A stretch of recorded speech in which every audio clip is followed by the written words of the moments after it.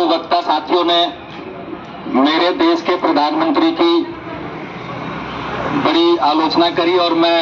इस बात पर बेहद शर्मिंदा हूं कि मेरे देश का प्रधानमंत्री बेहद धूर्त, बेहद मक्कार, बेहद आत्म केंद्रित, बेहद आत्ममुक्त, जो देश की जनता की दुखों दर्दों से बेपरवाह पनौती प्रधानमंत्री है और जिसकी वजह से हम सभी एक बेबसी, एक लाचारी में जीवन जी रहे हैं। तमाम देश की जनता ये जीवन जी रही है, लेकिन उसके खिलाफ तमाम बगावत के बिगुल भी बजने शुरू हो चुके हैं,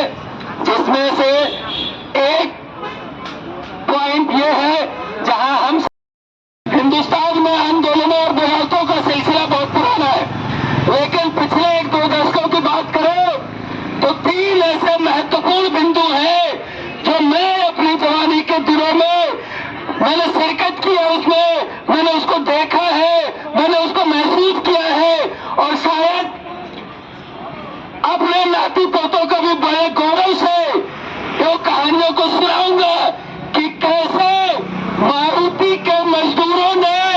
इस देश के हुक्मरानों की चूल्हे हिला दी, कैसे शाहीन बाग की महिलाओं ने इस सिस्टम को यह बता दिया कि हमारे सामने तुम्हारी क्या औकात है, कैसे इस देश के किसानों ने इस देश के प्रधानमंत्री को घुटने टेक कर माफी मांगने पर मजबूर कर दिया। ये 3 कहानियां जो है वो आने वाले भविष्य में हमारे बच्चों को, हमारी पीढ़ियों को जो ऊर्जा देंगी, जो साहस देंगी, उसकी कोई दूसरी मिसाल नहीं होगी। साथियों, किसान आंदोलन संयुक्त किसान मोर्चा के तहत इस आह्वान में हम सभी शामिल हैं। 1 साल 1 महीने तक चला किसान आंदोलन और उसमें जो मजदूरों के सहयोग मिला और उस सारे मंथन से जो चीज निकल कर आई, जो सबसे महत्वपूर्ण बात है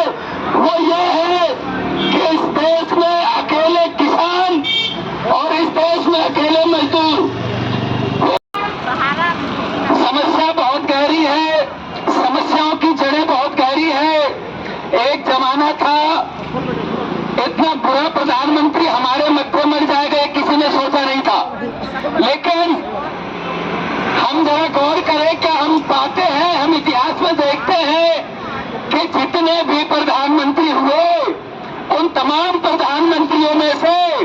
किसने मजदूरों के लिए स्वर्ग इस धरती पर उतारा, किसने हिंदुस्तान को किसानों के लिए एक बेहतर देश बनाया,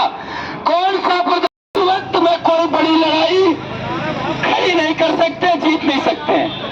किसान आंदोलन का यह महत्वपूर्ण सीख है हमारे लिए, जिसमें बहुत जरूरी तौर पर अमल करना बनता है कि आज किसान और मजदूर कंधे से कंधा मिलाकर इस सरकार के, इस सिस्टम के नाक में दम करे और जनता के लिए हकों उनके कॉलर पकड़कर छीन कर लाए। दोस्तों, अभी एक खास तरह का माहौल चल रहा है, कुछ राज्यों में चुनाव हो रहे हैं, गहमा गहमी का माहौल है। 4:30 का टाइम है ना। मीडिया के जो विरक्तपन है, जिसको कभी पप्पू नाम से नवाजते थे, जिसको पप्पू बना दिया था, आज उसी को कोई ग्रेट, कोई महान आदमी साबित करने में लगे हुए हैं। बहुत जगहों से मीडिया कारोबार के जो उद्यमी है, पूंजीपति है, वो अब कांग्रेस को स्थापित करने में लगे हुए हैं और हमने से भी बहुत सारे लोग इस बात से खुश होने लगते हैं कि मोदी की सरकार जा रही है। अरे मोदी की सरकार जाएगी तो आएगी कौन सी सरकार? वो वही सरकार होगी जो होंडा के मजदूरों पर लाठियां चलवा रही थी। ये वही सरकार होगी जो उदारीकरण, नीतिकरण, वैश्वीकरण की नीतियां लाई थी। वो वही सरकार होगी जो गरीबी हटाओ के नाम पर गरीबी बढ़ाती चली जाएगी। तो दोस्तों, बहुत गहराई में जाकर ये सोचना बनता है कि फिलहाल हम देश के तमाम नागरिक जब दुख दर्द में नाक तक डूब चुके हैं तो हमारी मुक्ति का रास्ता क्या है, हमारी मुकम्मल आजादी का रास्ता क्या है? निश्चित तौर पर हमें एक दायरे से बाहर जाकर, इस सिस्टम के दायरे से बाहर जाकर ये सोचना होगा कि विश्व इतिहास के रंगमंच पर और ऐसे कौन से कारनामे हुए हैं, उनसे सीखते हुए हमें आगे की रणनीतियां बनानी होंगी, तौर तरीके विकसित करने होंगे, नए सिद्धांत करने होंगे, नए साथी तैयार करने होंगे, नई काबिलियतें अपने अंदर पैदा करनी होंगी। दोस्तों, आज हम लोग फरीदाबाद से आते हैं। आज यहाँ पर इस वक्त ये दिखता है कि हम बहुत कम लोग इस महापड़ाव में बैठे हैं, लेकिन इस बात से मुझे हर्ष होता है, खुशी होती है, सीना चौड़ा होता है, गर्व से माथा ऊंचा होता है और मुट्ठियां लहरा के ये बात कहने में मजा आता है कि आजाद नगर जैसी झुग्गी बस्ती फरीदाबाद में जहां मैं रहता हूं और ऐसे 70 झुग्गी बस्तियां फरीदाबाद की एक महापड़ाव की चर्चा उन 70 बस्तियों के चौक चौराहे पर कोने अंतरों में होती है। मजदूर ये चर्चा करते हैं, वो अपने फंड बोनस की लड़ाइयों की चर्चा करते हैं, वो अपने तनख्वाह बढ़ने की चर्चा करते हैं, लेकिन साथ में वो ये बात करते हैं कि किसान आंदोलन ने जो रास्ता हमें दिखाया है, जो तौर तरीका सिखाया है, उसको भी सीखते हुए, समझते हुए, किसान मजदूर की एकता को मजबूत बनाते हुए और इस दोस्ती को, एक लीग को बहुत हद तक आगे बढ़ाते हुए, जब तक एक बहुत बड़ा आंदोलन इस देश में नहीं खड़ा किया जाता है, तब तक कोई मुकम्मल रास्ता हमारे पास नहीं है। दोस्तों, कल जब हम यहाँ से जा रहे थे, रास्ते में तो एक साथी चर्चा कर रहे थे कि हिटलर के वंशज जो इस समय इस देश की सत्ता में है, ये एक नई तरीके की बात है कि फांसीवाद इस रूप में भी हमारे देश में आ सकता है। आप देखिए, ना कोई इमरजेंसी, ना कोई बड़े कानूनों के बदलाव, ना कोई चीज, ना कोई ऐसी बात, लेकिन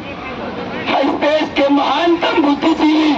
महानतम प्रोफेसर, महानतम गरीब जनता की बात करने वाले ऐसे लोग जेलों में सड़ रहे, यूपीए के तहत सड़ रहे और देश में बोलने वालों पर जुबान पर पहरा, कलम पर पहरा, कैमरे खरीद लिए गए और इस रूप में फांसीवाद है कि कोई कानून नहीं बदला गया। 4 श्रम संहिताएं आ चुकी है, वो लागू नहीं हुई है, लेकिन अब होगी। किसी मजदूर को, आधे से ज्यादा मजदूरों के पास ESIC कार्ड नहीं होगा, आधे से ज्यादा फैक्ट्री प्रबंधन PF की सुविधाएं मजदूरों को नहीं देते हैं। और मजे की बात ये सुनिए कि जब हम लोग ये सब बातें, ये सब शिकायतें लेके PF कमिश्नर से मिलने जाते हैं तो PF कमिश्नर टका सा जवाब देता है कि हमें ऊपर से ऐसे इंस्पेक्टरों की भर्ती ही बंद हो गई है, ऐसे इंस्पेक्टर हमारे ऑफिस में है ही नहीं जो जाके कारखानों में ये देखे कि किसका PF कट रहा है और किसका PF नहीं कट रहा। हम ESIC कमिश्नर से जाके मिलते हैं कि बहुत सारे फैक्ट्री मालिकान अपना वर्करों का ESIC की सुधाई नहीं देते, तो ESIC का अध्यक्ष ये बोलता है कि भाई, जो ऐसे इंस्पेक्टर किसी जमाने में हुआ करते थे कि जाके फैक्ट्रियों के अंदर मजदूरों से पूछताछ करते थे, औचक निरीक्षण करते थे, ऐसे इंस्पेक्टरों की भर्ती कई दशक बीत गए, भर्ती ही नहीं हो रही, जो जाके कारखानों में इन नियमों की परिपालना कराए। हम भेजे तो एक होता था जिसमें ये प्रावधान थे कि कोई फैक्ट्री किस डिजाइन से, किस नक्शे से बनेगी, एम्बुलेंस जाने का क्या रास्ता होगा, फायर ब्रिगेड की गाड़ी जाने का क्या रास्ता होगा, किसी एक्सीडेंट में मजदूर किन रास्तों से निकल के भागेंगे, असेंबली एरिया क्या होगा,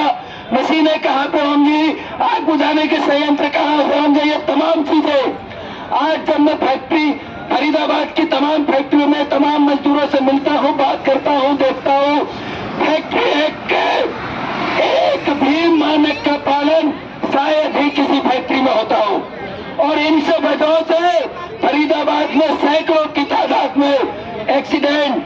मरना, जीना, आग लगना, हाथ पर कटना, ये तमाम चीजें होती जा रही है। तो दोस्तों, बात मैं अपनी समेटते हुए आप तमाम साथी साथियों से यही अपील, यही आह्वान, यही निवेदन कि हम फरीदाबाद क्रांतिकारी मजदूर मोर्चा के तमाम साथी